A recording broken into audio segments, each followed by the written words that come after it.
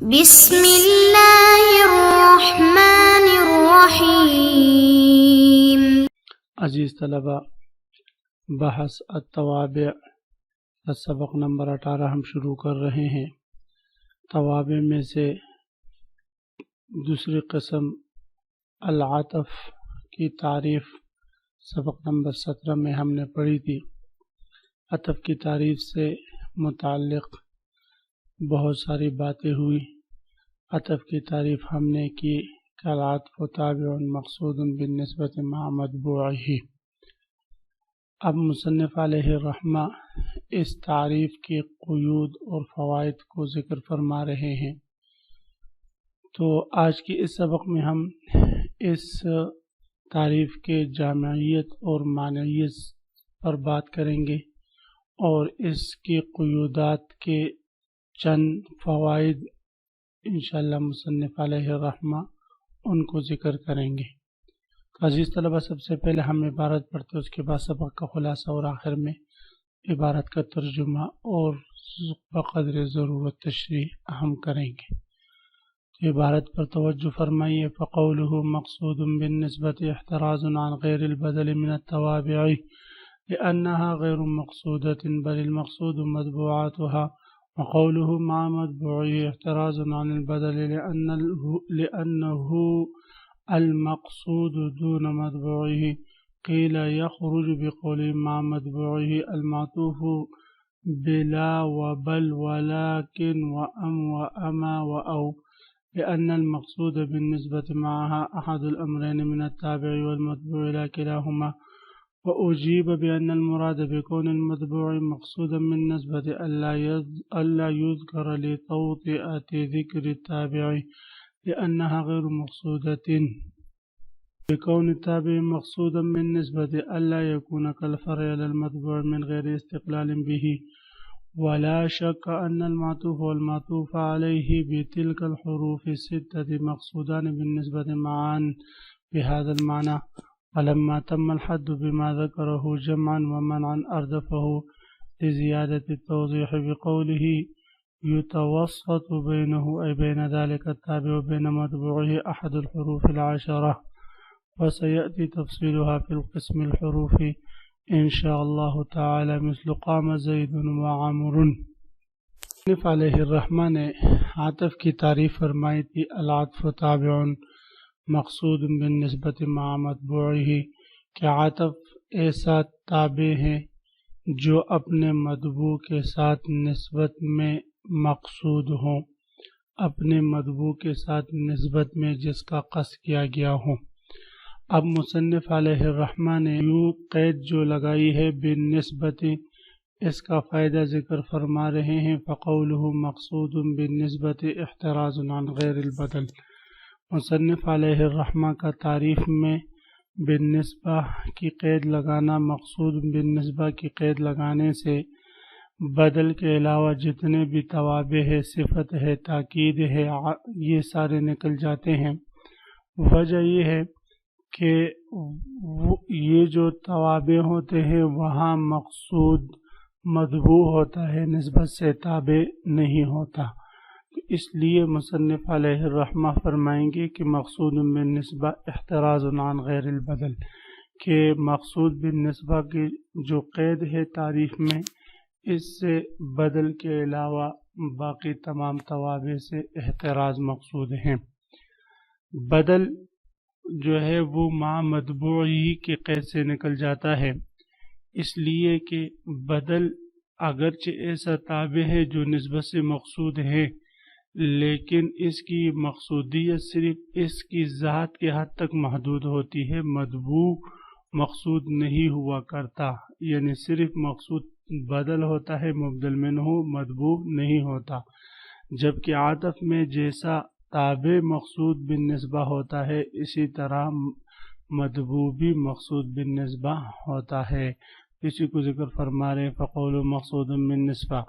مصنف علیہ الرحمہ کا قول مقصود بالنسبہ احتراز عن غیر البدل من التوابع، یہ توابع میں سے بدل کے علاوہ سے احتراز ہیں، لأنها غیر مقصودۃ، اس لیے کہ بدل کے علاوہ جتنے بھی توابع ہیں یہ مقصود بالنسبہ نہیں ہوا کرتے، بل المقصود مطبوعاتها، بلکہ ان میں مقصود مطبوع ہوتا ہے، تابع نہیں ہوتا۔ وقوله مع مطبوعه، مصنف علیہ الرحمہ کا قول مع مطبوعه تعریف میں جو فرمایا احتراز عن البدل، اس سے احتراز ہوا بدل سے، لأنه یعنی بدل بھی نکل گیا عطف کی تعریف سے، لأنه المقصود دون مطبوعه، اس لیے کہ بدل ہی نسبت سے مقصود ہوتا ہے، تابع ہی مقصود ہوتا ہے، نہ کہ اس کا مطبوع۔ قیل یخرج بقوله مع مطبوعه المعطوف بلا وبل ولكن وام واما واو۔ اب یہاں سے مصنف علیہ الرحمہ ایک اعتراض ذکر فرما رہے ہیں۔ اعتراض کا حاصل یہ ہے کہ آپ نے کہا کہ عطف ایسا تابع ہیں جو مقصود بالنسبت ہو اپنے مطبوع کے ساتھ، تو اس سے تو وہ تمام معطوفات نکل جاتے ہیں جن میں حرف عطف لا بل لیکن اما او ہو۔ کیوں بھئی؟ اس لیے کہ ان کے ذریعے جب عطف ہوتا ہے تو اس صورت میں تابع اور مطبوع یعنی معطوف اور معطوف علیہ دونوں مقصود نہیں ہوتے، بلکہ ان میں سے ایک مقصود ہوتا ہے۔ لہذا عطف کی تعریف دخول غیر سے مانے تو ہوئی لیکن جامع نہ ہوئی، اس لیے کہ اپنے افراد سے نکل رہے ہیں۔ تو اس کا جواب مصنف علیہ الرحمہ یہاں سے دے رہے ہیں کہ لأن المقصود بالنسبت معها احد الامرین من التابع والمطبوع لا کلاہما۔ جواب اعتراض اور کے جواب کا حاصل یہ ہے کہ مطبوع کے مقصود ہونے کا یہ مطلب نہیں کہ اس کو تابع کے ذکر کے لیے تمہید اور ذریعہ بنایا جائے، بلکہ مقصود ہونے کا مطلب یہ ہے کہ اس کو تابع کے ذکر کے لیے تمہید اور ذریعہ نہ بنایا جائے، جیسا کہ بدل میں ہوتا ہے۔ اور تابع کے مقصود ہونے کا مطلب یہ ہے کہ وہ اپنے مطبوع کے لیے فرع نہ ہوں، یعنی تابع غیر مستقل نہ ہوں بلکہ وہ مستقل بذاتی ہی ہو نسبت سے مقصود، جیسا کہ موصوف اور صفت میں ہے کہ وہاں پر صفت اپنے موصوف کے تابع ہوتا ہے، وہ غیر مستقل نہیں ہوتا بلکہ وہ غیر مستقل ہوتا ہے، مستقل نہیں ہوتا، جبکہ تابع تو مستقل ہوتا ہے۔ تو جب مقصود بالنسبہ کا یہ مطلب ہوا تو پھر اس اعتبار سے تابع اور مطبوع میں سے ہر ایک مقصود ہوا، لہذا یہ اعتراض آپ کا صحیح نہیں رہا۔ تو فرماتے ہیں قیل، اور کہا گیا ہے یخرج بقولہ مع مطبوعہ، مع مطبوعہ کی اس قید سے نکل جاتے ہیں المعطوف بلا و بل ولیکن و ام و اما و او کے ذریعے جو حرف عطف ہوتا ہے وہ، لأن المقصود بالنسبت معها احد الامرین، کیونکہ ان کے ذریعے جو عطف ہوتا ہے وہاں پر احد الامرین نسبت سے مقصود ہوتے ہیں، یعنی تابع اور مطبوع میں سے ایک نسبت سے مقصود ہوتا ہے، لا کلاہما نہ کہ دونوں۔ مصنف علیہ الرحمہ نے جواب دیا وہ عجیبہ، اور جواب دیا گیا بأن المراد بکون المطبوع مقصودا من نسبتی،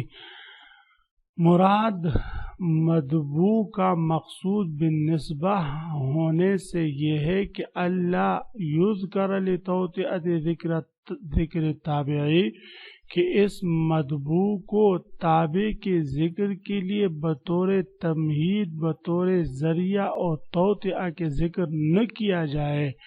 وَبِكَوْنِ التَّابِعِ مَقْصُودًا بِالنِّسْبَةِ، اور تابع کا مقصود بالنسبہ ہونے کا مطلب یہ ہے کہ اللہ یکون کالفرع علی المطبوع من غیر استقلال بہ،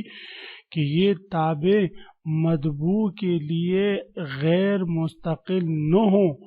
بلکہ تابع کا مستقل ہونا چاہیے۔ ولا شک ان المعطوف والمعطوف علیہ بتلک الحروف الستۃ،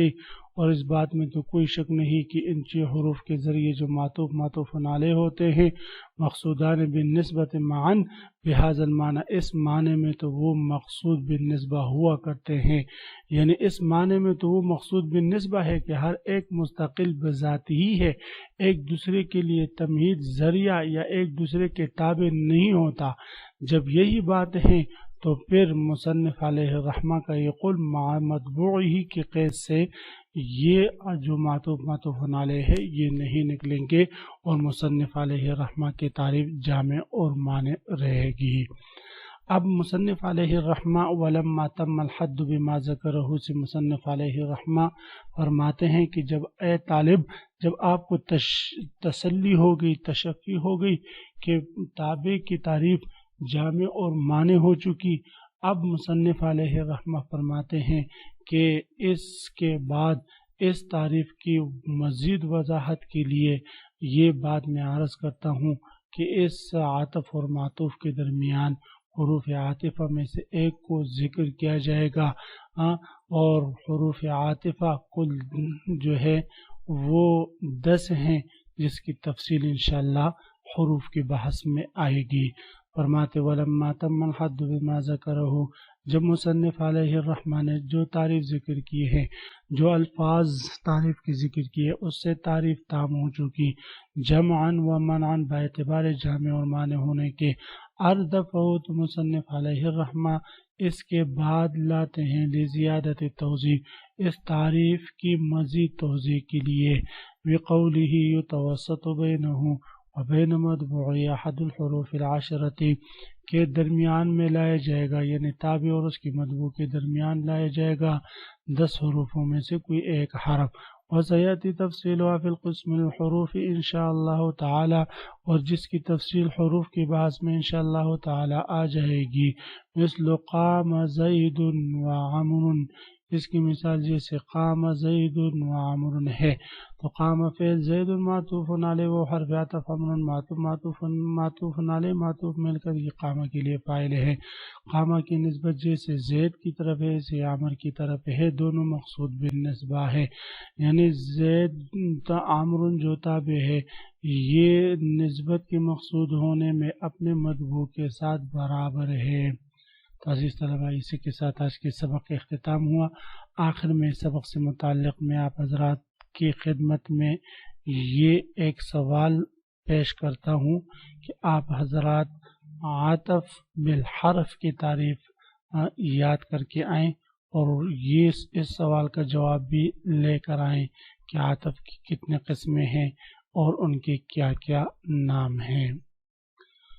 عزیز طلبہ، اسی کے ساتھ آج کے سبق کا اختتام ہوا۔ آپ حضرات اس کو خوب غور سے سنیں سمجھیں۔ اللہ ہم سب کا حامی و ناصر ہو، آمین۔ وآخر دعوانا ان الحمدللہ رب العالمین۔